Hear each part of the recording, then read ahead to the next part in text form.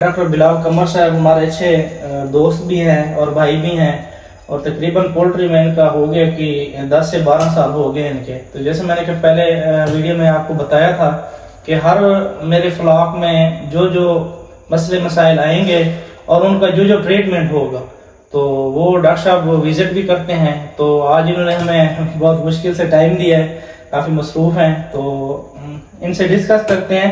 Doctor साहब अस्सलाम वालेकुम। क्या है सर? अच्छा डॉक्टर साहब, सबसे पहला मसला जो स्टार्ट होता है, जैसे हम 7 दिन कंप्लीट होते हैं, 8वें दिन पे लाइनें चलाते हैं ना, तो उस दिन पे हमारे चूजे स्टार्ट निकलना हो जाते हैं। जो बाहर रखे हम फार्म से निकाल के ना गार्ड से अलग उसे फीड डालें तो आधे घंटे बाद वो ठीक हो जाते हैं। तो ये जो प्रोसेस था ये पहले चलता था तकरीबन 8 दिन से लेकर 10-12 के दिन तक ना। अब ये थोड़ा सा पीरियड लॉन्ग हो गया। अभी मेरा जो बैच है अपना वो हो गया तकरीबन 18 दिन होगा, तो बट वो अभी भी स्टार्ट है, निकल रहे हैं। तो इनमें एक बार दूध चीनी की फ्लैशिंग दी है, तो बाकी जो है टॉक्सिन बैंडर भी चल रहा है। तो इस बारे थोड़ी सी हमारी रहनुमाई कर दें, हमारे दोस्तों की जो सुपरवाइजर हैं, दोस्त हैं, नए हैं जो वीडियोस देख रहे हैं, तो उनके लिए ये रहनुमाई कर दें कि ये किस वजह से आते हैं और इसका ट्रीटमेंट क्या है।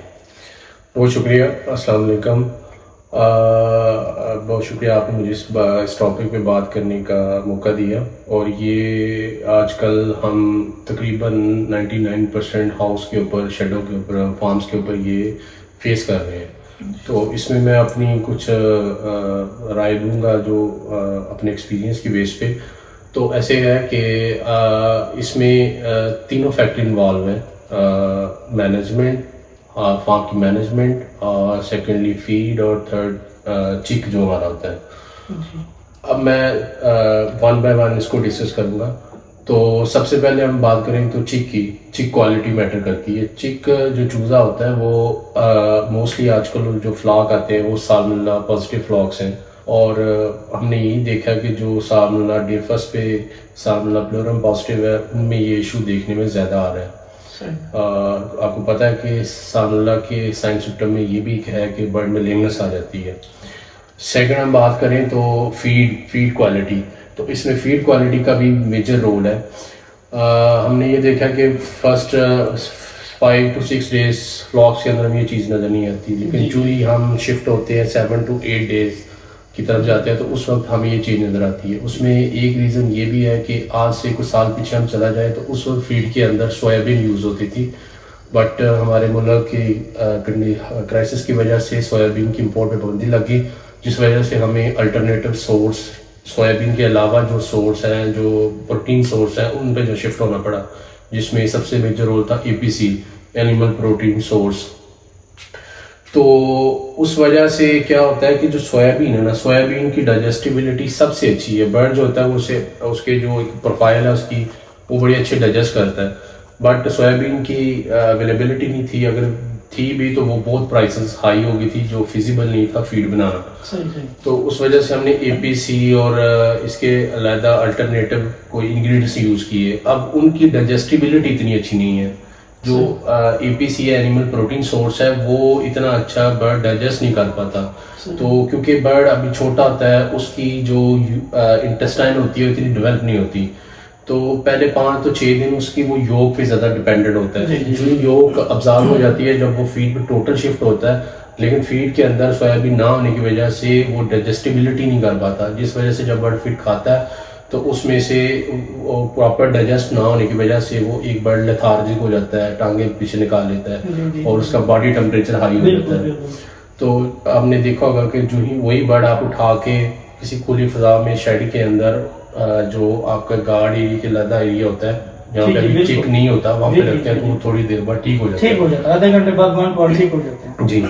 और सेकेंडली जो मैनेजमेंट के लिहाज से मैंने बताया था कि इसमें मैनेजमेंट को भी आपने मद्देनजर रखना होता है। मैनेजमेंट में ये होता है कि अगर आपने चूजे को स्पेस कम दी है, चूजे की स्टॉकिंग डेंसिटी कम है, जो बात दर्शक कर रहे हैं हमारे सुपरवाइजर भाई जो है ना, उनके लिए है, वो इस चीज पे ज्यादा गौर करें। तो इसका अगर आपने स्पेस कम दी है चूजे को पर चिक आपकी जो आप स्पेस देते हैं वो कम है, तो उस वजह से भी ये बर्ड ज्यादा निकलते हैं। तो आगे हम बात करें इनकी रेमेडी की कि इनको कैसे ट्रीट किया जाए। जी जी। तो वो हमने जो प्रैक्टिकली फील्ड में करके देखा है, फील्ड के अंदर शेडो के ऊपर, वो मैं आपसे शेयर करता हूँ। तो उसमें ऐसा है कि आप सबसे पहले तो बेहतर हाल यही होता है कि आप डे फर्स्ट के ऊपर जब चिक आए तो उसका आप साल्मोनेला के लिए एसपी साल्मोनेला प्लोरम का जो टेस्ट वो करवा लें, आए पॉजिटिव और नेगेटिव। अगर टेस्ट करवाने के बाद आपके फ्लॉक के ऊपर आप उसको स्टार्ट करें, मॉक्सीसिलिन, मॉक्सी क्योंकि ड्रग ऑफ चॉइस है, तो वहाँ से बर्ड को वो उसकी ट्रीटमेंट स्टार्ट करें। और उसके साथ साथ क्योंकि आपने फीड क्वालिटी भी मैंने बताया जैसे डाइजेस्टिबिलिटी का इशू, तो उसके साथ आप कोशिश करें कि प्रोबायोटिक्स भी दें और इसके साथ साथ आप टॉक्सिन बाइंडर फीड के अंदर ऐड करें। तो साथ आप मॉक्सी के साथ न्यूमाइसिन ऐड करें ताकि बर्ड की जो इंटेस्टाइन है जितनी जल्दी डेवलप हो उतनी जल्दी आप इस चीज़ से जान छुड़ा सकते हैं। और उसके साथ बर्ड को फौरी तौर पे रिहेबिलिटेट करने के लिए, उसको पाँव पे खड़ा करने के लिए उससे बेहतर है कि आप उसे दूध चीनी की एक डोज दे दें। उससे ये फ़ायदा होता है कि दूध जो होता है वो बहुत अच्छा टॉक्सिन बाइंडर है, और जो शुगर होती है, चीनी होती है, वो एक उसमें आपको पता है सुक्रोज होता है, तो वो इंस्टेंट सोर्स ऑफ एनर्जी मिलता है। जो बर्ड लेथार्जिक होता है, ढीला होता है, जब वो ये बर्ड पियेंगे तो वो एक दफ़ा फौरी तौर पर स्टैंड करेंगे।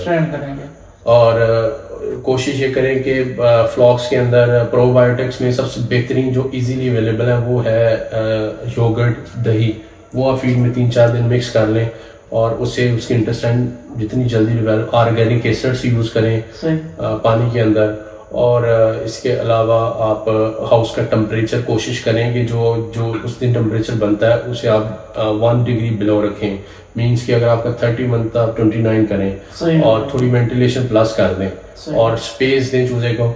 और अल्हम्दुलिल्लाह ये सारी चीज़ें करने के बाद हमने देखा कि फ्लॉक ठीक हो गए। तो ये छोटा सा ब्रीफ है। अच्छा, इस प्रॉब्लम को लेके पूरी इंडस्ट्री के अंदर मेरी डिफरेंट जो हमसे जो अच्छे डॉक्टर हैं उनसे जब डिस्कशन होती है तो हर बंदे का पॉइंट ऑफ व्यू डिफरेंट है।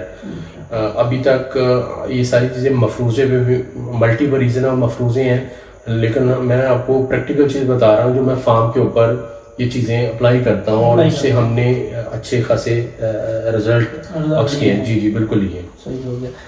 8 दिन से लेकर अब पीरियड चला गया 22 दिन तक, पहले था 14-15 दिन तक, 22 दिन तक ये बता दें दूध चीनी की फ्लैशिंग डोज क्या रखनी है और कम से कम कितनी दे लें, ये ना कि हम ज्यादा अनलिमिटेड दे दें, ये भी थोड़ा सा डिस्कस। उसमें ये है कि आप जो सेकंड वीक अगर आप फर्स्ट वीक के अंदर ये करना चाह रहे हैं तो आप 0.5 ग्राम पर चिक चीनी शुगर और 0.5 ml पर बर्ड आप दूध दे दें।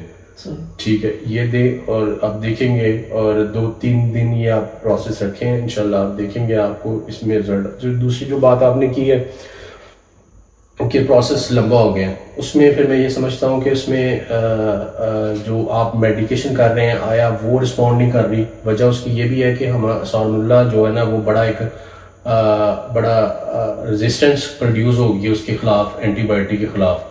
आप मेडिसिन भी देते हैं बट वो उस तरह परफॉर्म नहीं करती। और सेकेंडली आप कोशिश ये भी कर लें कि आप जो फीड डाल रहे हैं आप अगर नहीं ठीक हो रहा तो आप किसी दूसरे सोर्स से फीड लेके चेंज करके भी देख लें। हो सकता है वो फीड का कसूर हो तो जिस वजह से आप मेडिकेशन भी कर रहे हैं लेकिन ठीक नहीं हो रहा, लेकिन फीड वही चल रही है, तो बेहतर ऑप्शन ये है कि आप फीड चेंज कर लें। सो आप किसी एक पॉइंट पे नहीं रह सकते कि जनाब यही वजह कि जी साल्मोनेला तो इस वजह से हम मेडिसिन भी चला रहे हैं लेकिन ठीक नहीं हो रहा, उसका यही है कि आप उसको फीड चेंज कर लें। तो ये था इसके अगला प्रोसेस। ये बता दें कि 8 दिन से लेकर 22 दिन तक ये पीरियड है, इनमें हम फ्लैशिंग कितनी दे सकते हैं या कितने दिन बाद दे सकते हैं दूध चीनी की फ्लैशिंग? जी देखें, ये इसमें कोई पाबंदी नहीं है कि आप ज़्यादा दें कम दें। ये इसको हम फ्लशिंग का लफ्ज़ जो है ना, फ्लशिंग बेसिकली आप बोलते हैं जो बर्ड के गुर्दे हैं उनको साफ करना, फ्लश करना। उसके लिए मार्केट के अंदर रेडीमेड फ्लशर अवेलेबल है। ये जो दूध चीनी है ये बेसिकली एक टॉनिक है। जिस तरह आप देखते हैं कि गर्मियों में डिहाइड्रेशन हो जाती है, पानी निकल जाता है बॉडी से, तो हम कोई मशरूब पीते हैं ताकि नमकियात लेते हैं। तो ये भी जस्ट एक बर्ड को स्टैंड, उसमें आप बेहतर तो यही होता है क्योंकि हमने कास्ट भी देखनी है, फार्मर के पैसे भी इसको मद्देनजर रखने हैं। तो ज़रूरी नहीं है कि आप रोज़ देते नहीं। मतलब अब मैंने ये कहा कि अगर सपोज 8 दिन से लेकर 20-22 दिन तक, तो उसमें आप 4-5 दफ़ा दे लें अल्टरनेटिव, या 2 दिन के बाद या 3 दिन के बाद दे लें, कोई इशू नहीं। मैं अपना बता रहा हूँ, मैंने एक बार दी है, आज मेरा 18 दिन का हो गया, तो आज सुबह इंशाल्लाह 19 दिन पे दोबारा दूंगा, तो ये मेरे 2-3 दिन निकल जाएंगे इंशाल्लाह। बिल्कुल ऐसे ही है। तो ठीक है दोस्तों, मेजर इशू जो मेरे पास आया मैंने वो डॉक्टर साहब से डिस्कस किया। मैं एक बात कर दूं, अगर कुछ दोस्त जो वीडियो देखेंगे वो अगर उनके ज़हन में कोई सजेशन है या उनके कोई एक्सपीरियंस है तो वो काइंडली कमेंट्स में ज़रूर शेयर करें। हो सकता है कि आपसे जो इन्फॉर्मेशन आए वो हमारे लिए भी फ़ायदेमंद हो और सारे जो व्यूअर्स हैं उनके लिए भी फ़ायदेमंद हो। तो मैं सब व्यूअर्स से रिक्वेस्ट करूंगा कि वो कमेंट लाजमी करें। ये जो प्रॉब्लम जो हमारी पोल्ट्री इंडस्ट्री के अंदर जो सुपरवाइजर हैं, जो डॉक्टर साहिबान काम कर रहे हैं, तो वो एक दफ़ा इसको देखें और इस पर कमेंट करें, और इससे ये फ़ायदा होगा कि सबके पास नॉलेज बेहतर होगा और वो बेहतर तरीके से इस प्रॉब्लम से जान छुड़ा सकेंगे। Thank you very much. अल्लाह हाफिज़। अल्लाह हाफिज़।